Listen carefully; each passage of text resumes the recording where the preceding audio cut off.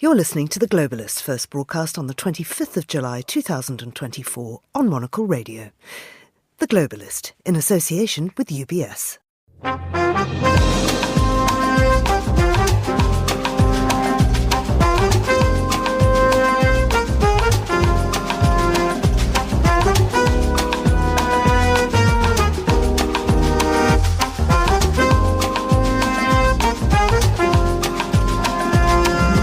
Hello, this is The Globalist, broadcasting to you live from Midori House in London. I'm Georgina Godwin. On the show ahead, Ukraine's foreign minister is in China, but can he persuade Beijing to stand with Kyiv against the wishes of ally Russia? Then, for the forces of civilization to triumph, America and Israel must stand together. The Israeli Prime Minister gave a rousing speech to Congress in Washington and outlined his vision for Gaza after the war. Will it be enough to retain US support? Germany has ordered the closure of an Islamic organisation based in Hamburg's biggest mosque, accusing it of ties to terrorism. We'll look at the reaction domestically and in Iran. Plus, I have this to say to Kenyans. I have heard you, and I have heard you clearly. William Ruto, Kenya's leader, appoints some opposition politicians to his new cabinet. Can this quell the anger of protesters in the East African nation? We'll cross to our Zurich studio for a look through the papers, get a roundup of news from the small screen, and finally, we'll explore how the Olympics are affecting the fashion and culture sector in Paris. That's all ahead here on The Globalist, live from London.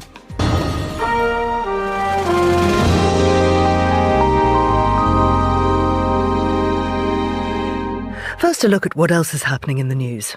US President Joe Biden addressed the nation from the Oval Office last night. The 81-year-old said he believed he deserved to be re-elected based on his record during his first term, but continued the best way to unite the nation was to pass the torch to a new generation. A Hong Kong court has dismissed a bid by the legal team for jailed Democrat Jimmy Lai to terminate his national security trial, ruling that prosecutors did have sufficient evidence for all three charges faced by him and for the trial to proceed.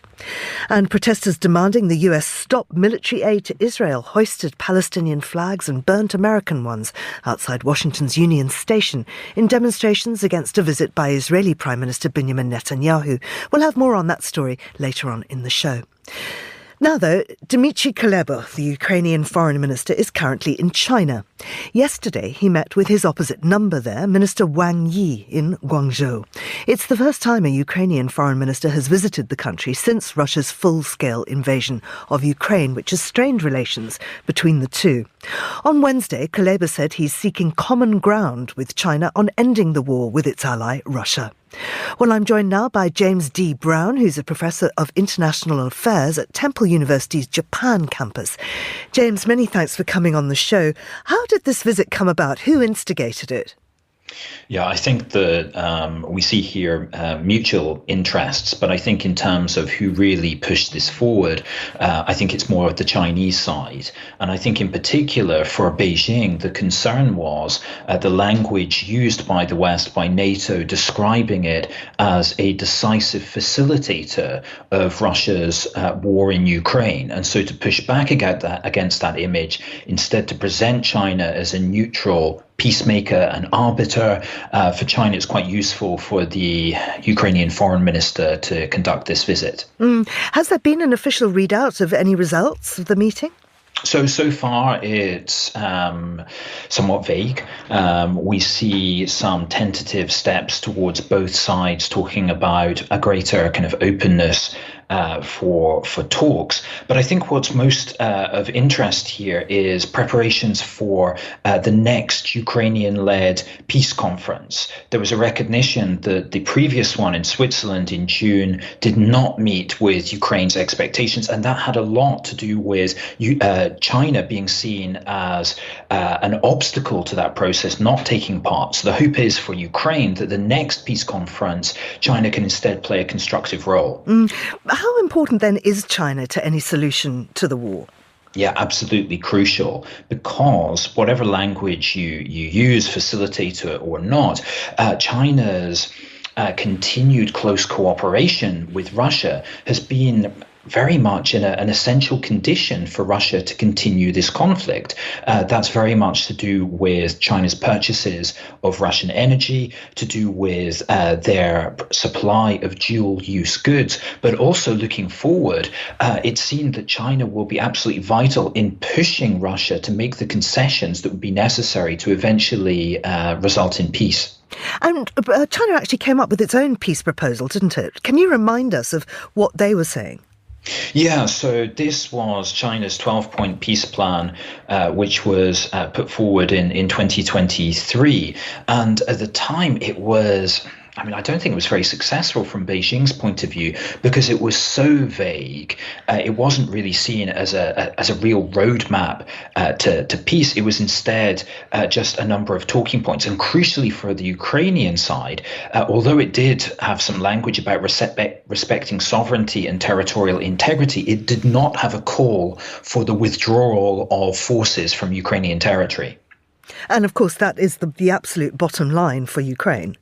It is, and that's why the sides remain so far apart. So Ukraine's position is still Russia needs to withdraw from our territory. If Russia is serious about wanting peace, they can have it any time they want by simply withdrawing. From the Russian side, however, we have Putin having set out that even for a ceasefire, they're asking for Ukraine to accept the loss of the four regions, including territory which isn't even held by Russia at the moment. I wonder if China needs trade and cordial relations with Europe and the US more than it needs an alliance with Russia. I mean, is there any chance that China would ease up on its no-limits friendship with Putin? That's a very good point. I think that's one of the things that Foreign Minister Kuleba will be seeking to convince Beijing, that it is not in Beijing's interest to continue to support Russia. This is a close partner that is becoming increasingly erratic, which is, provides very little for China. And by being seen as a facilitator on the flip side, China is really damaging its relations with European countries. And we can see this in the data that opinion polls regarding China within Europe took a huge hit as a result of China's perceived support for Russia. Let's just go back to NATO and this whole thing about China being a decisive enabler of the invasion. Beijing's never condemned the invasion. The US and Europe have accused Beijing of sending components and equipment used to keep Russian military production going. Would you say it is fair to say that China has interfered in a very negative way? Yes, I think it has certainly been very negative. But you could also make the point that China could have gone much further. So China has not directly come out with language supporting Russia's invasion. You have also that China has not directly provided weapons. Instead, the concern is to do with Chinese weapons perhaps being passed on via third parties, also dual-use goods. So I think that, yes, whilst China has been a negative influence on this war, in my view, it could have been much worse. Its support for Russia could have been much more full-throated. Although, of course, it did put a spanner in the works for the Swiss peace conference. Well, exactly. And I think that that's one of the main goals for Ukraine here. So Ukraine overall has been very careful to avoid criticism of Beijing. But one exception to that was in the run-up to the Swiss conference in June, where President Zelensky did criticize China for its role in encouraging other countries not to participate. So I think one of the key goals for Ukraine with this visit is in an upcoming peace conference, which is likely to take place before the US elections in November, to encourage China to be more constructive, to take part itself, and also to encourage other countries to participate. And what are the prospects of China attending another summit? Well, it's pretty early. It's too early to say at the moment. This trip from Kuleba goes on for another few days. It finishes tomorrow, and we'll have to see what can be negotiated here. At the moment, it does suggest that China is interested in playing more of a direct role to present itself as a peacemaker, but we'll have to see over the coming days and weeks. What would China's motivation be to help Ukraine achieve Kyiv's desired outcome, i.e. peace and no loss of land? Yeah, well, so for China's point of view, one of the main concerns about this conflict is the impact on the global economy. Added to that, the impact on China's image within the West. And so if China can bring this conflict to an end, well, that would be beneficial for China as as one of as the world's most important trading power. James, thank you very much indeed. That's James D. Brown of Temple University's Japan campus there. And this is The Globalist. UBS has over 900 investment analysts from over 100 different countries. Over 900 of the sharpest minds and freshest thinkers in the world of finance today. To find out how we could help you, contact us at ubs.com.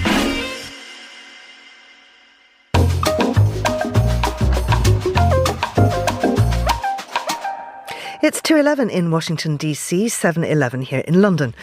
Israeli Prime Minister Benjamin Netanyahu gave an address to Congress yesterday at the invitation of Republican House Speaker Mike Johnson. He's the only foreign leader to have addressed the House 4 times. I'm joined by Yossi Meckelberg, who's an Associate Fellow with the Middle East and North Africa programme at Chatham House.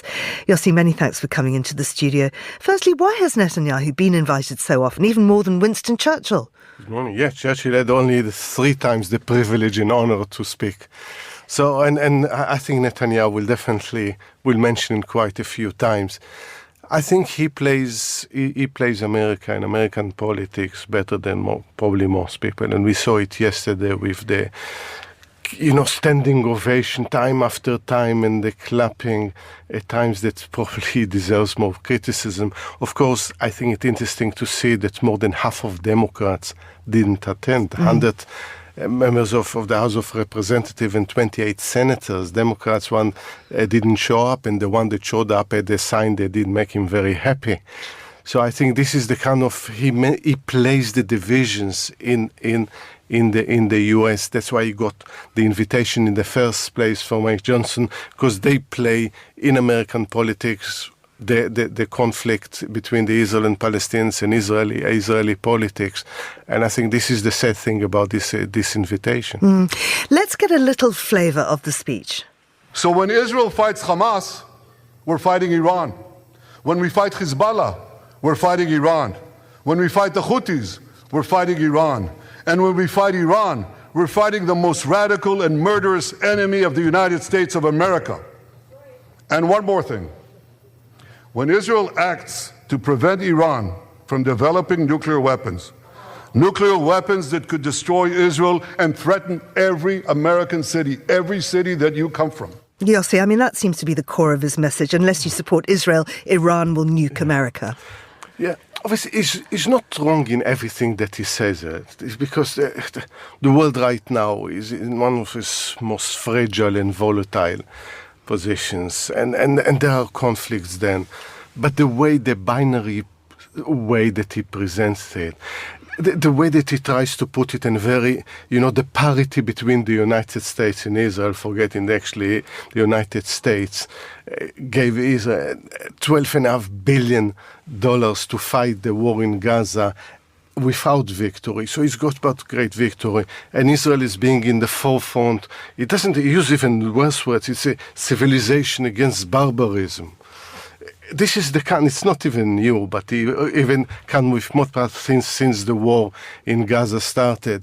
And that's what he plays into the kind of sentiments that especially the Republicans and their supporter would like to hear. So if we are fighting for you, you don't have to put boots on the ground. And he said it yesterday, because he knew that kind of the fresh memory from Afghanistan and Iraq, even before that from Vietnam, because it goes back to the Nixon doctrine. If you have us strong, then you don't have to fight yourself. So we are protecting you. we save your cities, we save you for intervening in the Middle East. But then came also the criticism of Biden. And again, repeating something that Churchill, actually, Winston Churchill said many years, you give us the tools and we will give you the victory. And he kind of criticized Biden, you don't give us enough of the weapon, you stop some of the weapons. But of course, forgetting to mention that, he's the one that holds the ceasefire deal. He's the one that, by his procrastination, for his own reasons, political reasons, stopped from the hostages from returning home. Instead of that, he was parading yesterday cynically both some of those who've been released before and some of the Israeli soldiers and officers that were risking their life in Gaza. He has many audiences to try and please, as you say. He was very much playing to the Republicans in a way. Who do you think the speech was addressed to? At the beginning, before the speech, I thought that it's actually going to be an American theater for American audience, and I think after listening to the speech, I think it's exactly the opposite. It's for an American, but actually playing it in the United States, because there are many audiences. Because he came probably in the worst time possible from American politics point of view. Biden just decided not to run again. Very suspicious of Kamala Harris and, being too progressive. Then he would like to see Trump winning the election, but there is bad blood between him and Trump, because how dare Netanyahu not to accept that the election was stolen back in 2020. So he's going on Friday to have quite an awkward meeting in Florida with Trump. At the same time, his aim was to ensure that weapons keep coming, despite what is happening in Gaza, supporting and continuing the war, not stopping it, and above that to try to derail the legal procedures, whether in the ICJ and the ICC. So there were a lot of messages there, but again, putting them in oversimplistic way. What about his domestic audience back in Israel? I wonder if this will buy him some time, because some commentators say that he just needs to make it to the summer recess at the end of the month so that he won't face an election until at least the first quarter of 2025. And this is, I think, the tragedy of all of it. When politician wants to survive in power, we know that it's not unique for Israel. But when you're in the middle of a war, nearly 10 months of this, when so many people are killed, the reputation of the country is in tether. The arrest warrants by the ICC. ICJ just, in advisory opinion, said last week about the illegality of the way that Israel occupying and ending the occupation and settlement. It's not living from one summer recess to another and survival another. There are existential issues that Israel needs to deal when the Houthis manage to send the drones all the way to Tel Aviv. So is it all about Netanyahu's survival and power, or is it about the well-being and the security of Israel? And what we see right now, that day after day, more bodies of hostages are coming back. And I think it was, I was listening to the entire speech yesterday, and then there were two daughters of hostages speaking on one of the TV channels, and they were waiting there for him to say there is a deal. If you went all the way in the middle of a war to the United States, they thought there might be good news for them that to say about a deal, and you could see they were holding the tears, and you could see the disappointment. And I think this is the disappointment of most of the Israeli people. Now, he's probably going to meet Kamala Harris. If so, this is the session that will be most closely watched. Harris has spoken out, demanding a ceasefire. She'll be under scrutiny by many voters to see if she sticks to that or takes the more measured party line.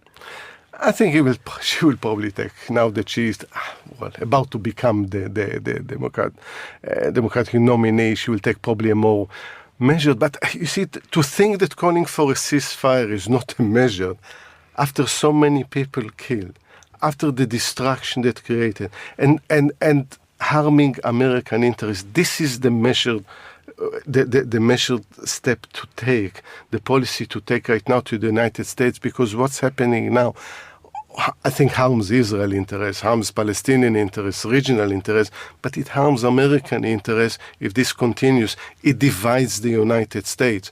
So the measured approach to take is to call for a ceasefire, to bring the hostages back, and to have a vision of the day after.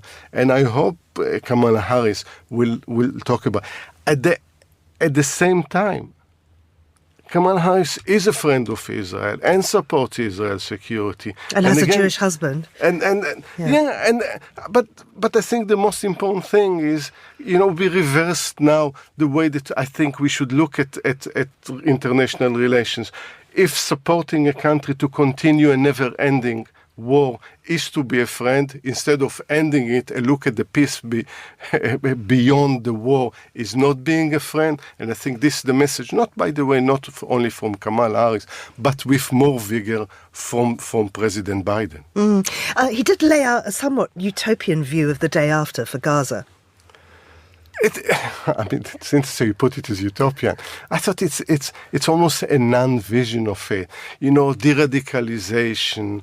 He talks about some Palestinians. Who are these Palestinians he talks about? Because there should be election and should be allowed the PA and the representative. At the end of the day, the people that will run both the West Bank and Gaza should be elected by the Palestinians themselves.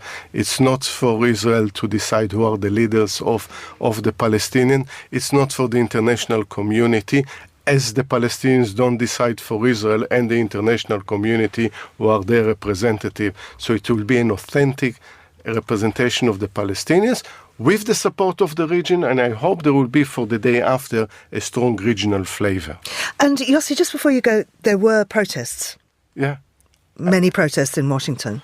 And I think that's one of the reasons, that Netanyahu should go quickly, because that's what, whenever Netanyahu is there will be protests, because right now, with the potential arrest warrants by the ICC, with calling to end the occupation, that's what Netanyahu represents in his government. Either they represent the past, and if they represent the future, they represent a very bleak future of ongoing wars and occupation and more settlement and more oppression. And as a result of it, I think they will see, not that I agree with everything that he said in this protest, but the protest would continue. Yossi, thank you very much indeed. That's Yossi Meckelberg there. Now, still to come on the programme. Fourth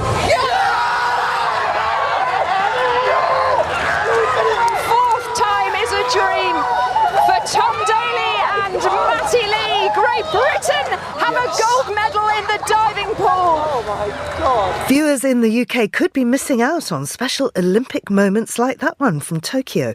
We'll have the latest television news and a fashion roundup from the Olympics. This is The Globalist.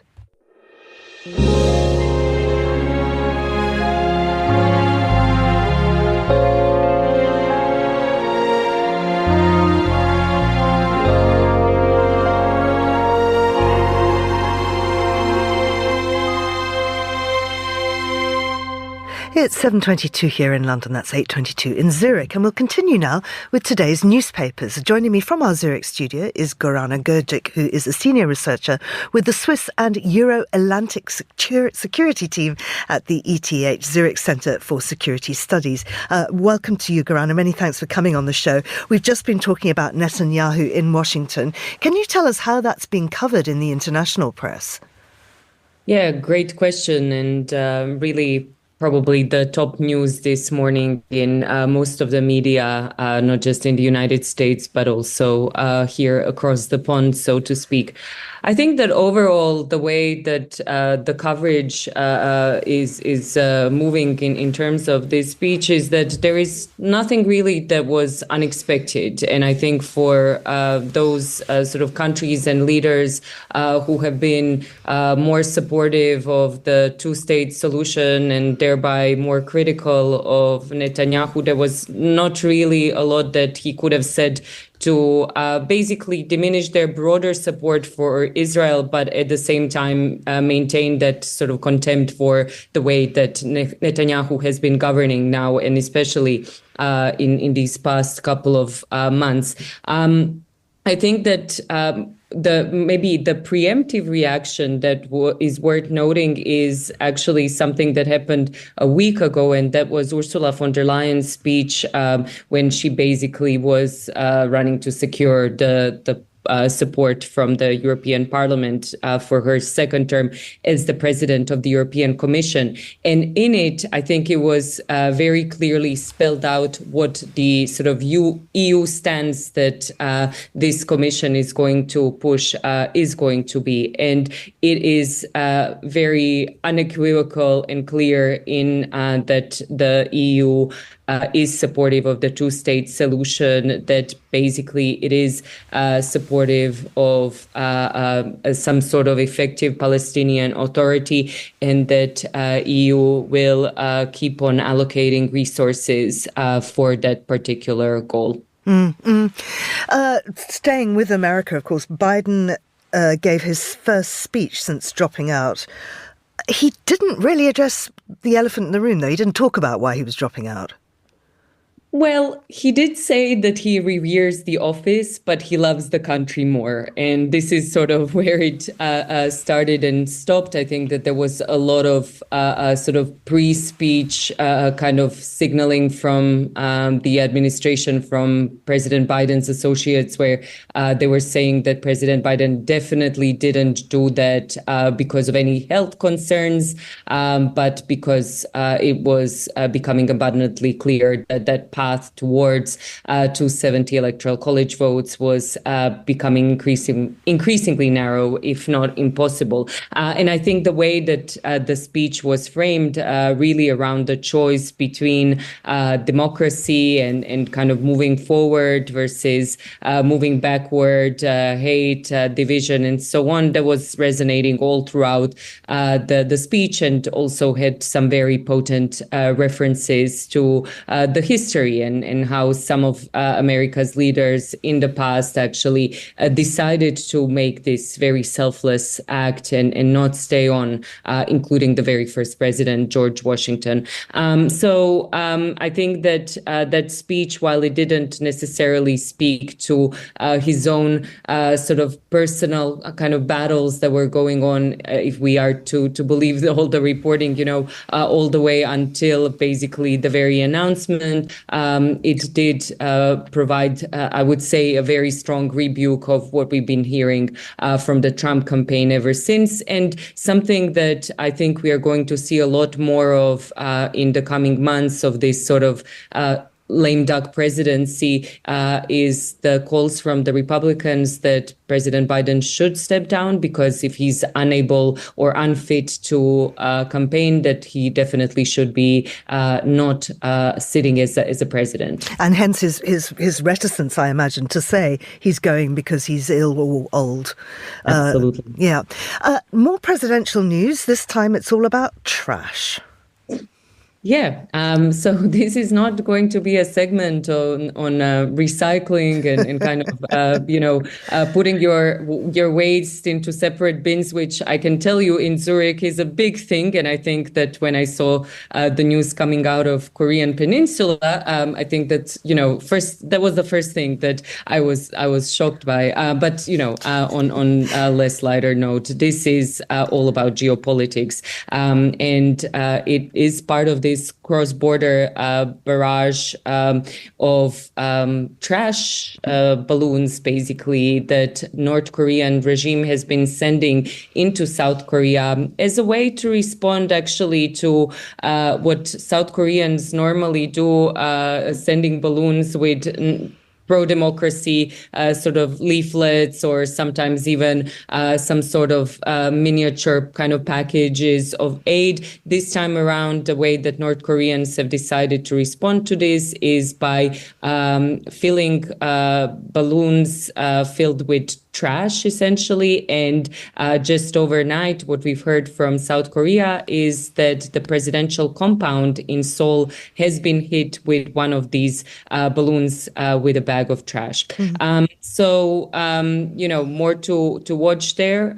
But again, if we are to look at it from a lighter perspective, it's not quite, exchange of fire, but certainly another way that this conflict is being waged, and the way that North Koreans are resorting to these sort of tactics to send their message of displeasure over South Koreans yearning for making North Korea more democratic. And there have been concerns, of course, that they might be carrying toxic waste in some way.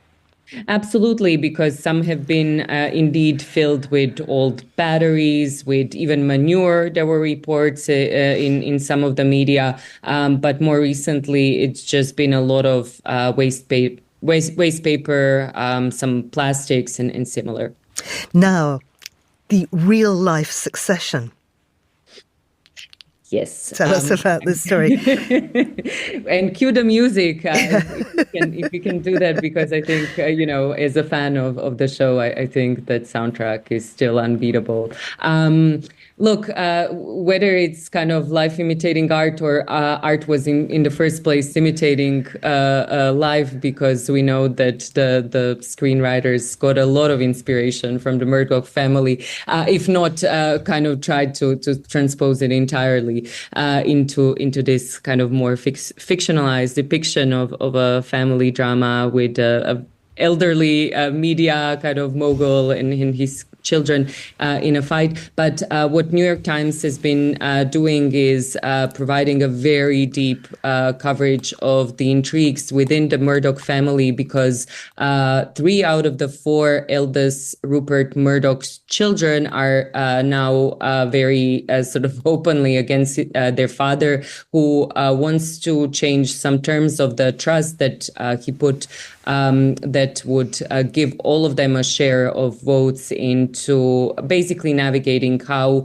the media empire would be run once he would step down.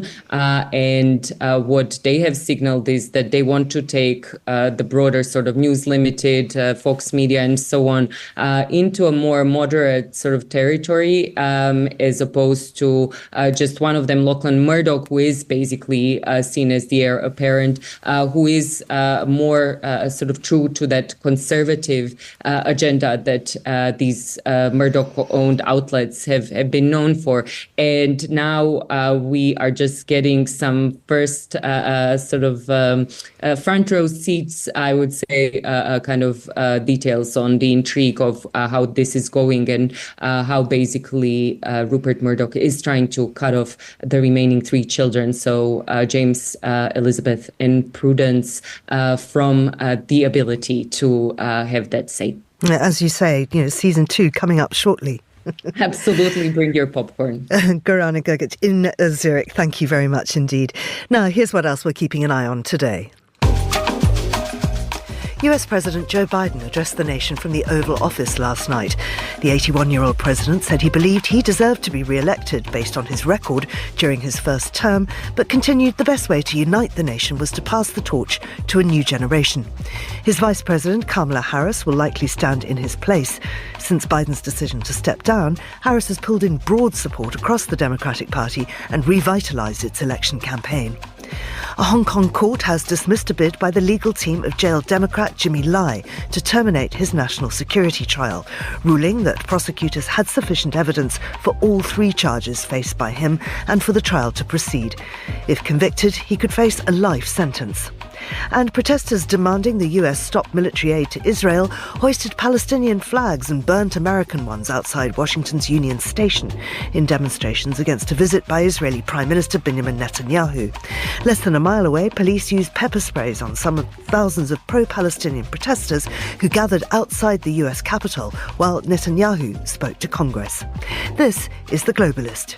Stay tuned.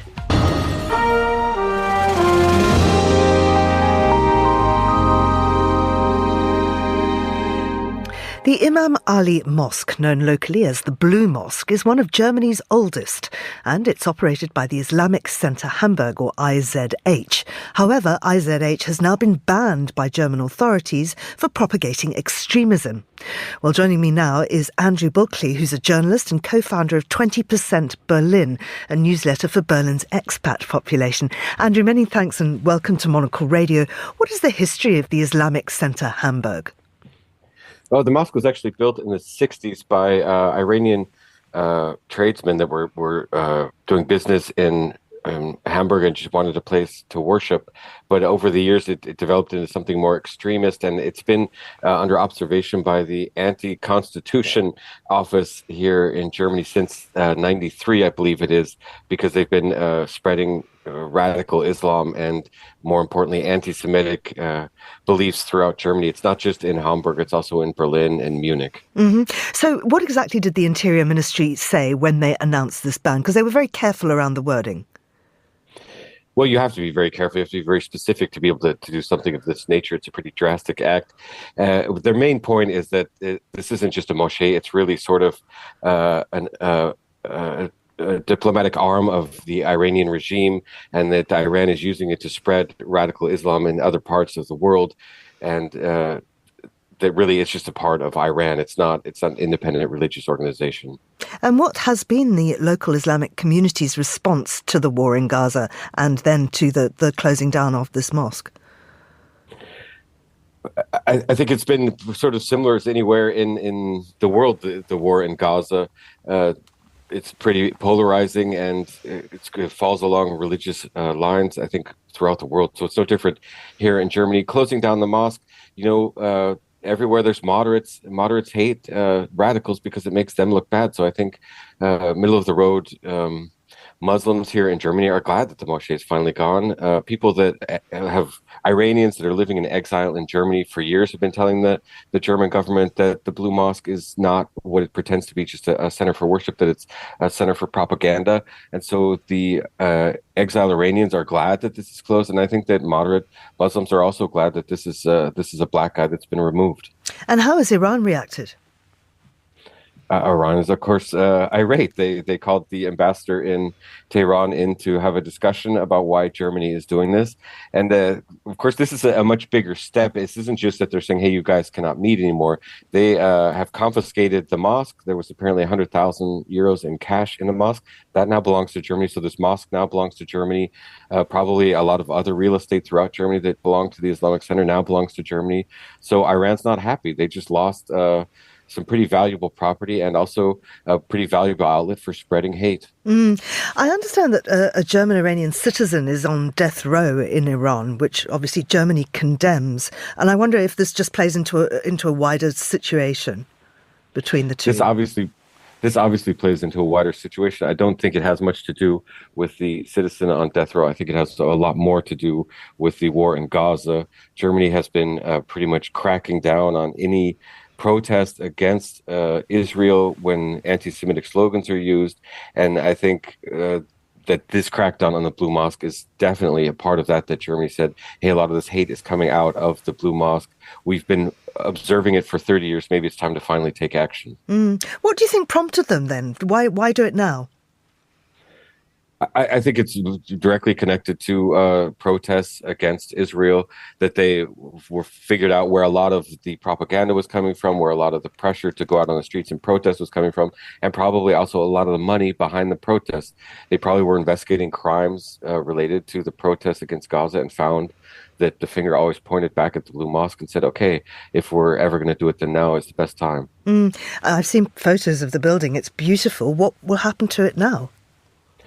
They're saying it's good. They want to make it a center of still a religious center, but one that's more diverse and open to more types of religion. It's too early. I mean, they've owned it for a day now, but the German government has already opened centers that welcome all kinds of religions, Jews, Christians, Muslims in other parts of the country. So I think probably that it's on the Außenalster, which is one of the most exclusive neighborhoods in Hamburg. So it's definitely worth a lot of money, and making it open to the public, it would be a nice step. Andrew, thank you very much indeed. That's Andrew Bulkley there speaking to us from Berlin. And you're with Monocle Radio.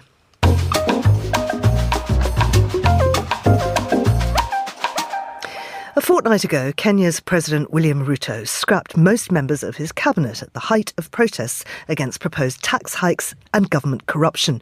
He promised to appoint a replacement broad-based cabinet, and yesterday he announced he would hand control of several key ministries to allies of opposition leader Raila Odinga, whom he defeated in the 2022 presidential election.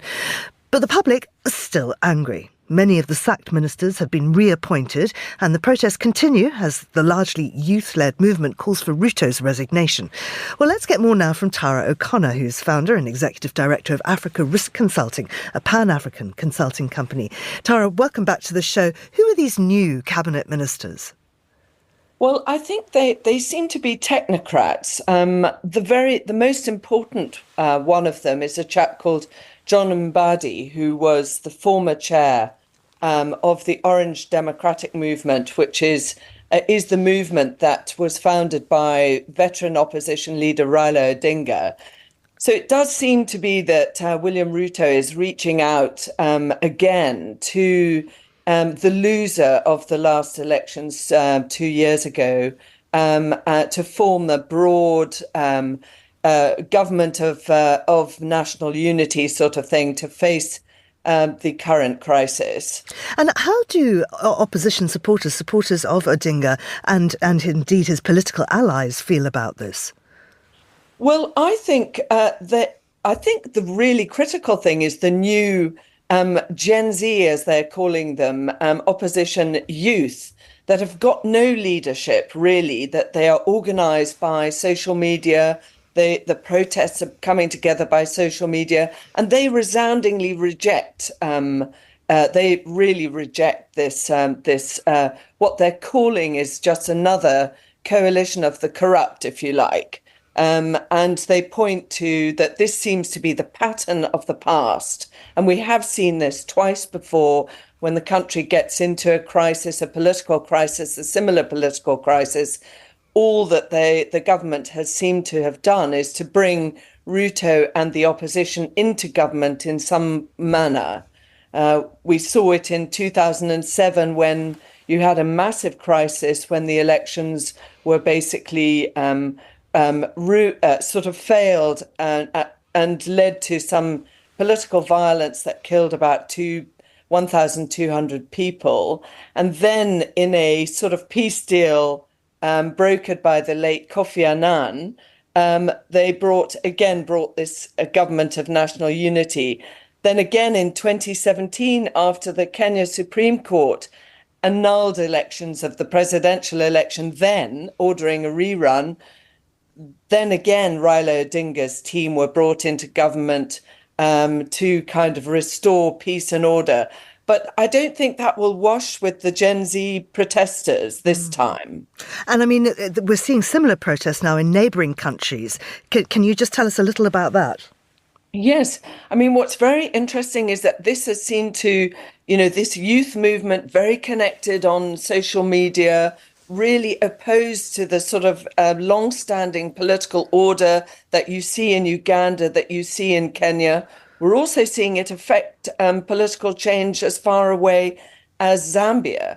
Zambia has just sacked, the Zambian president has just sacked or had a mini reshuffle of his government in response to external criticism for emerging corruption around the award of energy contracts, for example. So, and that, really that's what's firing up the youth is the blatant corruption that you're seeing in these long-standing regimes in Uganda particularly, and now in Kenya. I mean, Tara, finally, as we're pointing out, Africa is a youthful continent. This new generation is not affected by the politics of liberation, which kept so many in check previously. And I wonder if this is a watershed moment. Will we see contagion, an Arab Spring-like movement where both the old guard and those in it just for personal enrichment are swept away? I absolutely think you're spot on. I think this is a moment that a lot of leaders will be very anxious about. It really is. You see in Kenya how the youth have actually focused on the the lavish lifestyles of parliamentarians who are amongst the best paid in the world, while they are struggling to get well-paid jobs. And it is the power of social media. These are it's TikTok, it's X, where all of these people have been criticizing the expensive lifestyles, the helicopters, the lavish cars, the fantastic houses that the Kenyan politicians have, when they are struggling to find jobs and are being taxed, really heavily taxed. I mean, the root of this is massive tax hikes that Ruto has introduced in Kenya. But I think the genie is out of the bottle, if you like, the cat out of the bag. I think we are seeing something that will spread. Tara, thank you very much indeed. That was Tara O'Connor of Africa Risk Consulting, and this is The Globalist on Monocle Radio. UBS is a global financial services firm with over 150 years of heritage. Built on the unique dedication of our people, we bring fresh thinking and perspective to our work. We know that it takes a marriage of intelligence and heart to create lasting value for our clients. It's about having the right ideas, of course, but also about having one of the most accomplished systems and an unrivaled network of global experts.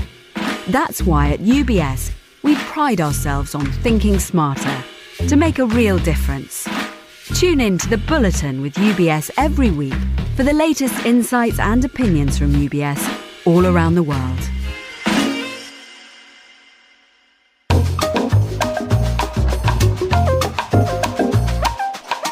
It's 7:45 here in London. I'm Georgina Godwin, and this is The Globalist on Monocle Radio. It's time to talk television news with Scott Bryan, who's a TV critic and a broadcaster. Good morning to you, Scott. Good morning. Now, the BBC is, of course, the public-funded broadcaster here in the UK. They are going to cut 500 jobs. Why is that?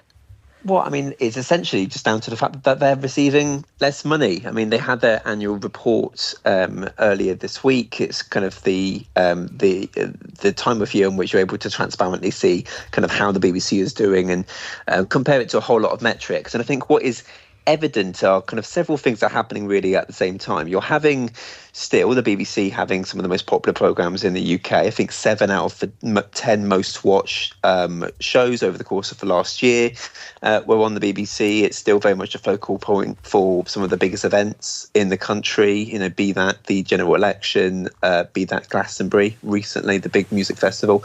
But you are still having a 2% decline in the number of licence fee subscriptions that people are taking. The BBC's lost about 500,000 licence fee subscriptions over the course of last year. Now, you need to have a licence fee in the UK to watch any BBC programme. You don't need to have it to listen to the radio, but you do if you kind of interact with the BBC, even with iPlayer, its catch-up service online. But another statistic that kind of has caused a bit of concern within the industry is that about roughly a third of young people, particularly under the age of 16, are not really interacting with the BBC at all. So I think there is a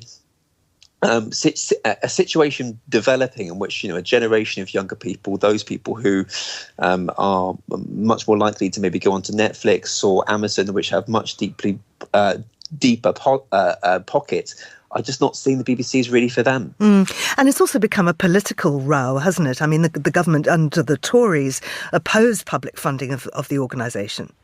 Yes, I mean, Nadine Dorries, who was the former culture secretary, kind of basically was trying to push the idea of that, trying to push the idea of the end to the licence fee. She wanted to have different forms of income for the BBC being kind of looked into, a big review. I mean, the BBC has always consistently said that the licence fee is the way that it ensures that it receives the most money. I mean, that of course does have a bit of kickback, because you can have financial prosecution if you don't actually pay for it. But the BBC says that confirms the most amount. I think what's interesting is that with the new Labour government coming in, Lisa Nandy, who is the new Culture Secretary, has pretty much been open about the fact that she wants the BBC to be well funded and kind of given the strongest indication yet that the licence fee will continue. But I think it's the larger question of will that matter in the long term if licence fee subscriptions are continuing to fall. Yeah. Now, the BBC would appear not to be the place to switch on if you're looking for Olympic coverage. What's the problem with this? So it's been a problem that's for the last few years, but I think it's going to become apparent with the Paris 2024 Olympics, which start on Friday. And it's essentially there's going to be a lot fewer streams, a lot fewer sports available on the BBC than previous. So it used to be back in London 2012 when we hosted the games that you were able to watch up to 24 different streams provided by the IOC, showing all ranges of sport from wrestling to rowing to horse dancing, essentially. But I mean, what you're now having is the BBC only really able to have two. So most likely it will be events that are likely to have high medal chances. Now, the reason is that a few years ago, the IOC did a deal with Discovery, Warner Brothers Discovery, and that was a high, very, very expensive deal all across Europe for the rights. And now the BBC is essentially being sublet the rights. So it means that, for Discovery, you're able to now on their paid tier have all of these tiers that public service broadcasters like the BBC had before, whilst now on the BBC it's far fewer. Now, I think the BBC, they feel they would say that they were not really involved that much in the bidding process, but also I think more importantly, they would not have been able to afford the very, very high amount of money that the Discovery have ended up paying for these rights. But I think that the biggest loss will be the viewers because, and this is not just the case within the BBC, it's also in the case with other countries. I think, what we'll now see is sports that don't have, as sort of blockbuster viewing figures as, let's say, the athletics, kind of being pushed to the margins and not really being shown as much coverage as they would have before because they're being prioritised. The bigger sports are having, the more mainstream sports are having much more priority. And I think that's kind of bad for the Olympic movement because you're having less people really interacting with sports they might not otherwise. Yeah, it looks like everybody in America is watching HBO. Its viewership of the program Veep has gone up by 353%. Of course, inspired by the real life Veep. Yes, of course. In the last week, we've got Kamala Harris, now going to be likely to be the Democratic pick. We're now seeing a very much of life imitating art because there was a HBO comedy called Veep, which was, I think, started about 10 years ago. Huge critical acclaim based off the thick of it, kind of the US variation. But it's sort of art imitating life. I mean, I don't want to reveal too much in terms of the plot in case you haven't seen, but essentially it sort of follows the frustration of a vice president who then ends up realising that she's going to be the main ticket when the president steps down. And there's like a 4-minute sequence which has been shared very much on social media of her receiving the news. Of course, in the show, it doesn't necessarily go all that much to plan when it ends up being tied with the Republican nominee. I think viewers would want to have maybe perhaps a different ending for later this year. But I mean, I think it certainly kind of shows I guess the very American invention of what being a vice president is, where you're not really in power, but you're still kind of having to stand in the shadows. Absolutely. Scott, what's horse dancing? Good question. Apologies, I was thinking on my feet there. Thank you very much to Scott Bryan. You're listening to The Globalist on Monocle Radio.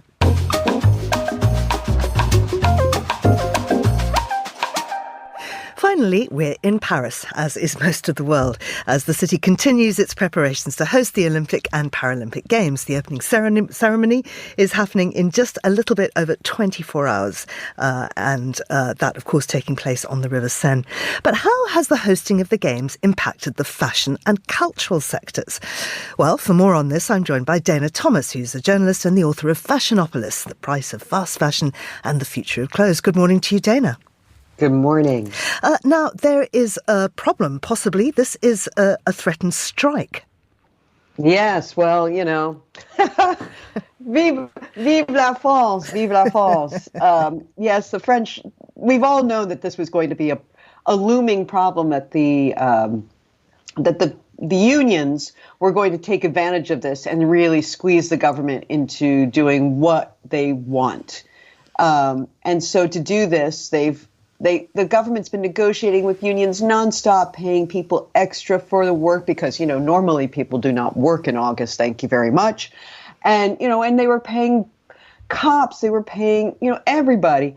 But the dancers are saying, wait a minute, everybody else is getting cut a big check and getting paid more than we are. We want money too. Show us the money.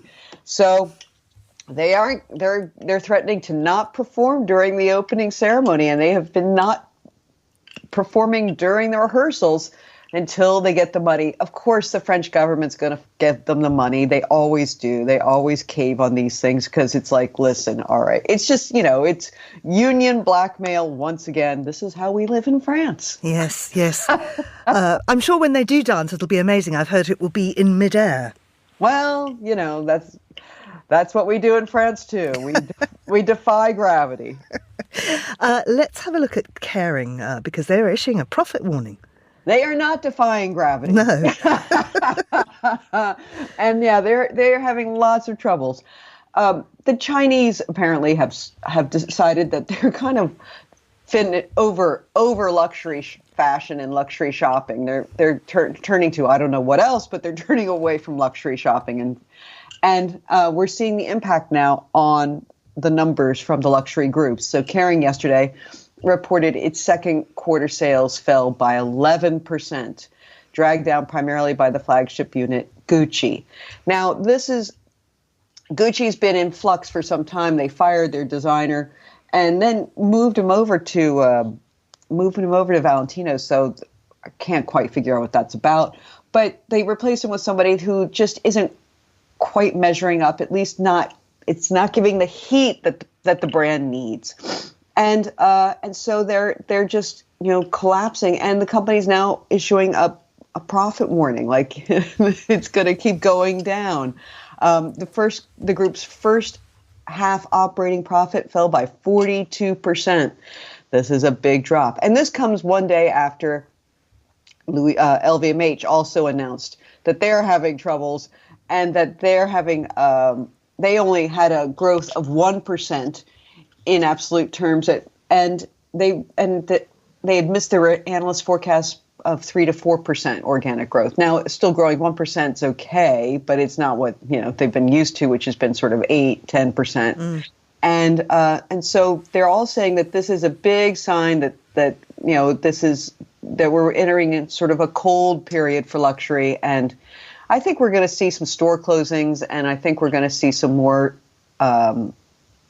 changes in designers. Talking of changes, John Galliano is rumoured to be moving on.